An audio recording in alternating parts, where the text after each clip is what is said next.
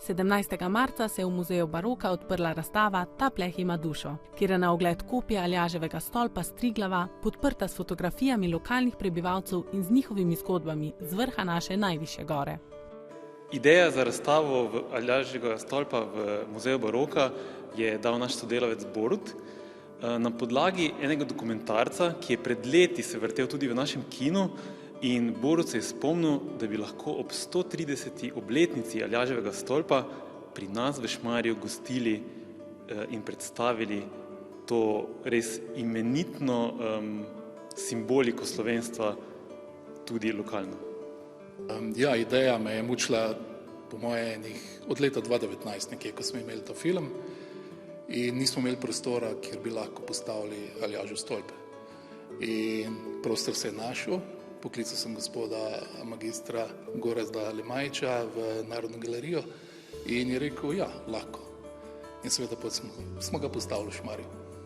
Aljažev stolp je osrednji del razstave, ta pa je hkrati obogatena še zbirko fotografij, ki so jih prispevali domačini. V sami tele predveži pa vidimo utrinke iz vrha Triglava ob Aljaževem stolpu, ki pa so jih prispevali domačini, Šmarčani večinoma.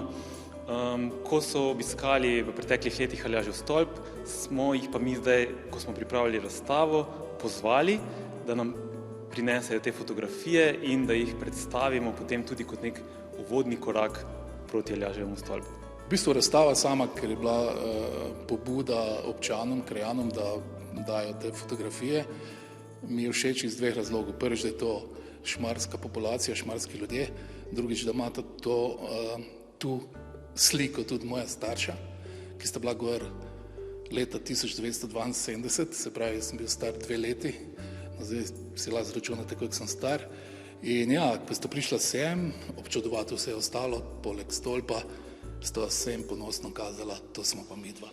Tako da, to mi v bistvu še dodatno daje en tak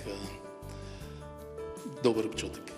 Razstava, ki je sicer nastala v lokalnem okolju in na katero so domačini upravičeno ponosni, nikakor ni namenjena zgolj njim. Poleg osebnih izpovedi ob vizualnih utrinkih obiskovalcem ponuja še marsikaj drugega. Razstava pa je opremljena tudi z zgodovino Aljaževega stolpa, kdaj je bil postavljen, kako je nastal, kako je sploh prišla ta ideja pred 130 leti, da je Jakob Aljaž odkupil en kanček zemlje na vrhu Triglava, kjer je pa potem postavil ta Aljažev stolp, in to res je eno izmed čudes Slovenije.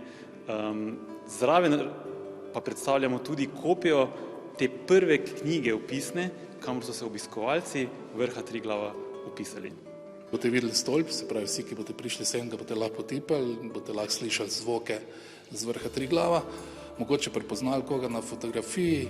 Fotografije, ki so jih prispevali domačini, pa so opremljene tudi z njihovimi zgodbami. Kako so se odpravili na Triglav, zakaj, kako so tam preživeli svoj čas. Torej, to je en izmed utrinkov te razstave, utrinkov iz vrha Triglava z Aljaževim stolpom, ko so skupina in planinc obiskovali Aljažev stolp z invalidi in eni izmed njih so se potem tudi ponudili in ena gospa je bila zelo prijazna, da je vsa ta besedila, ki so del razstave, tudi prevedla v Brajlovo pisavo. Zato je ta razstava še posebej drugačna, ker imamo vsa besedila opremljena tudi v brajci. Razstava je torej čisto zares primerna za vse posameznike. Simbolni pomen Aljaževega stolpa tako vabi obiskovalce od blizu in daleč, da odkrijejo zgodbe Triglava in se povežejo z enim od ključnih simbolov slovenske identitete. Odziv obiskovalcev je izjemen.